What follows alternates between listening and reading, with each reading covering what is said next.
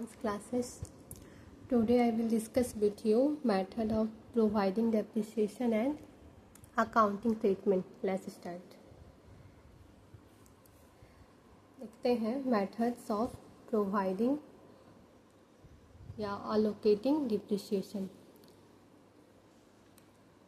Various methods have been devised for providing depreciation. Different methods are suitable for different assets depending upon the nature and type of the assets. Means बहुत सारा method है जो कि depreciation के लिए devised किया गया है, उसको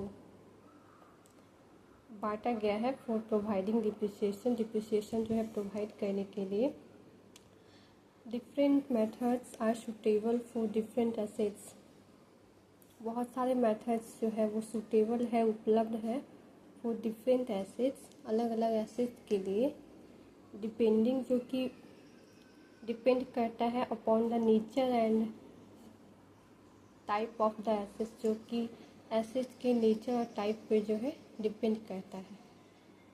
जो मेथड हम लोग का नीचे में दिया गया है, तो इसमें से हम लोग दो मेथड देखेंगे, एक स्ट्रेट लाइन मेथड, एक रिटर्न डाउन वैल्यू मेथड. तो पहले हम लोग स्ट्रेट लाइन मेथड के बारे में देख लेते हैं. इसमें this method is also termed as original cost method. हम लोग ये स्ट्रेट लाइन मेथड को जो है ओरिजिनल कॉस्ट मेथड के नाम से भी जानते हैं, because under this method depreciation is charged at a fixed percentage on the original cost of the asset. क्योंकि इस मेथड में जो है डिप्रिसिएशन चार्ज किया जाता है एट अ फिक्स परसेंटेज पर on the original cost of the asset. Asset का जो ओरिजिनल कॉस्ट होता है उसके फिक्स परसेंटेज पर जो है डिप्रिसिएशन चार्ज किया जाता है. The amount of depreciation remains equal from year to year and as such the method is also known as equal installment method या fixed installment method. Means depreciation का जो amount है रिमेन्स वो equal बना रहता है फ्रॉम ईयर टू ईयर, हर साल. And as सच इसी तरह the method is also known, और मेथड को जो है इक्वल इंस्टॉलमेंट मेथड और फिक्स इंस्टॉलमेंट मेथड भी कहा जाता है. Under this method the amount of depreciation is calculated by deducting the scrap value from the original cost of the asset and then by dividing the remaining balance by the number of years of its estimated life. मतलब कि amount of depreciation is calculated by deducting the scrap value. Depreciation का जो amount calculate करते हैं deducting the scrap value को घटा करके from the original cost. Original cost जो होता है एसेट का, उसमें से हम लोग स्क्रैप वैल्यू को घटा करके डिप्रिसिएशन का अमाउंट जो है वो कैलकुलेटेड करते हैं.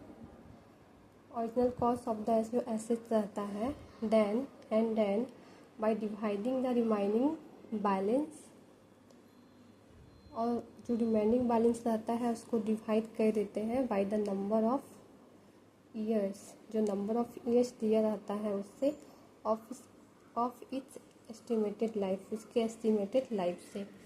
अब एग्जांपल के द्वारा और अच्छा से क्लियर हो जाएगा.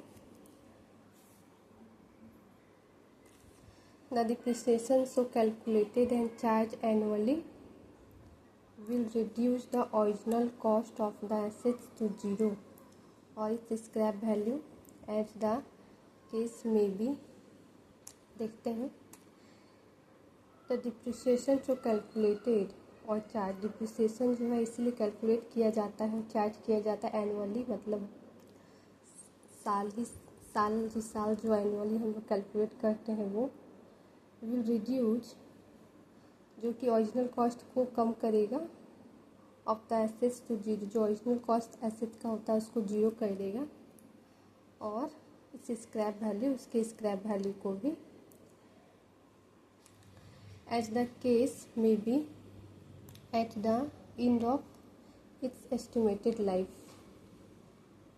और जो उसका जो एस्टिमेटेड लाइफ है वो भी केस जो है एज द केस में भी एस्टिमेटेड लाइफ भी कम हो सकता है। इस मेथड में the amount of depreciation is calculated by following formula. जो हम लोग मेथड है डिप्रिसिएशन का अमाउंट वो कैलकुलेटेड किया जा सकता है बाय फॉलोइंग फार्मूला। ये फार्मूला हम लोग देखते हैं, जैसे कि ईयरली डिप्रिसिएशन अभी हम लोग ऊपर देखे थे कि जो ओरिजिनल कॉस्ट होता है ऑफ द एसेट, उसमें से scrap value, estimated scrap value, उसको माइनस कर देते हैं by years of estimated life, उसको डिवाइड कर देते हैं, तो हम लोग का जो है ईयरली डिप्रिसिएशन निकल जाता है। जैसे कि एग्जांपल देखते हैं, if the original cost of the assets is 1 lakh, assets का जो ओरिजिनल कॉस्ट है वो 1 लाख है, एंड इसका स्क्रैप वैल्यू दिया है लाइकली टू भी 15,000। After it's estimated life of 10 years, उसका जो एस्टिमेटेड लाइफ है वो 10 साल दिया है। The depreciation return of will be, तो जो हम लोग का ओरिजिनल कॉस्ट था वो लिख देंगे, उसमें से एस्टिमेटेड स्क्रैप वैल्यू उसको माइनस करेंगे, और बाई जो एस्टिमेटेड लाइफ दिया है 10 साल उससे डिवाइड कर देंगे, तो हम लोग का 8,500 एवरी ईयर का जो डिप्रिसिएशन है, अर्ली डिप्रिसिएशन, वो निकल जाएगा। ओके, अब नेक्स्ट देखते हैं अकाउंटिंग ट्रीटमेंट।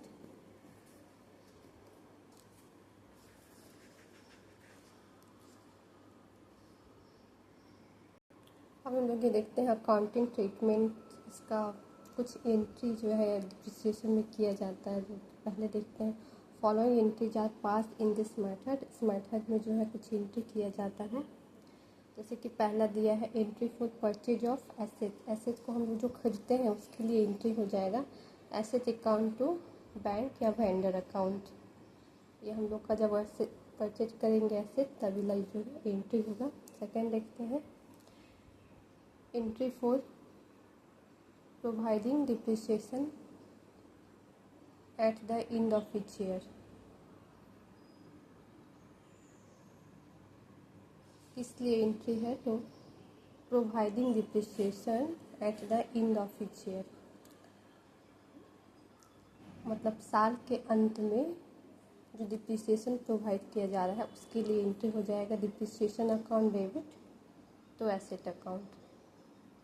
साल के अंत में जो डिप्रिसिएशन प्रोवाइडिंग किया जा रहा है उसके लिए एंट्री हो जाएगा depreciation account to asset account, depreciation account debit to asset account. Third देखते हैं entry for the amount released on sale of assets, जब हम लोग एसेट को सेल करते हैं तो जो अमाउंट रिलीज होता है उसके लिए एंट्री हो जाएगा bank account debit to asset account.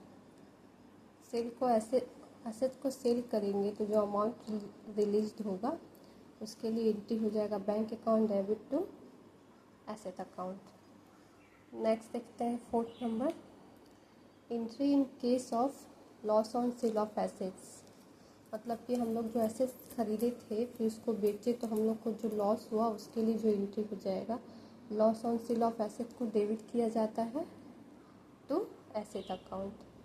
Loss होगा तो हम लोग उसको डेबिट कर देंगे, तो loss on sale of asset account debit to asset account. और fifth number entry in case of gain on sale of assets, और अगर हम लोग एसेट को सेल करते हैं तो अगर हम लोग को गेन हो जाता है तो इसका अपोजिट एंट्री हो जाएगा। एसेट अकाउंट यहाँ क्रेडिट है तो एसेट अकाउंट डेबिट हो जाएगा, और गेन लॉस हुआ तो डेबिट होगा, और प्रॉफिट हो जाएगा तो उसको क्रेडिट कर देंगे, तो gain on sale of asset account.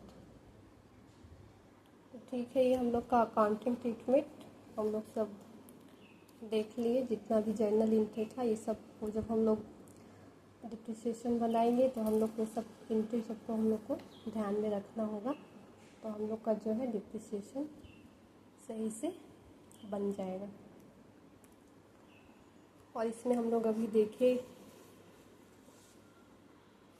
तो इसमें हम लोग को ये वाला चीज़ को ध्यान रखना है कि ओरिजिनल कॉस्ट में से हम लोग को एस्टिमेटेड स्क्रैप वैल्यू को माइनस कर देना है, और फिर जो लाइफ दिया रहेगा, एस्टिमेटेड लाइफ एसेट का दिया रहेगा उसको, तो सारा को हम लोग यहाँ पे लिख देंगे। जो ओरिजिनल कॉस्ट एसेट का दिया रहेगा वो उसमें से माइनस कर देंगे जो स्क्रैप वैल्यू दिया रहेगा उसको। जैसे कि यहाँ पे its scrap value is likely to be 15,000, scrap value को माना गया है 15,000, तो 15,000 और by estimated life of the asset, asset का जो एस्टिमेटेड लाइफ का यहाँ पे दिया गया है it's estimated life of 10 years, तो उससे डिवाइड कर देंगे तो हम लोग का जो ईयरली डिप्रिसिएशन है वो हम लोग का आ जाएगा।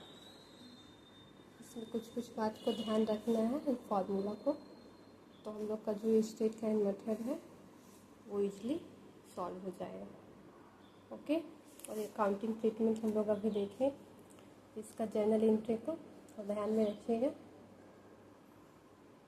प्रॉफिट के केस में ये वाला ध्यान रखिएगा, entry in case of loss on sale of asset, तो ये ऑटोमेटिक जो है याद रहेगा, उसको अपोजिट कर देना है।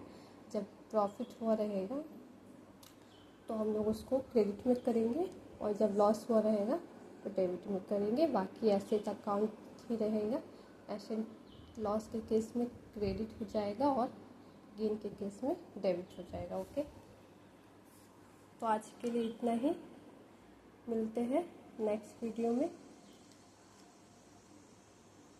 और जो लोग भी देख रहे हैं वीडियो को शेयर और सब्सक्राइब कर दीजिएगा। Okay, bye.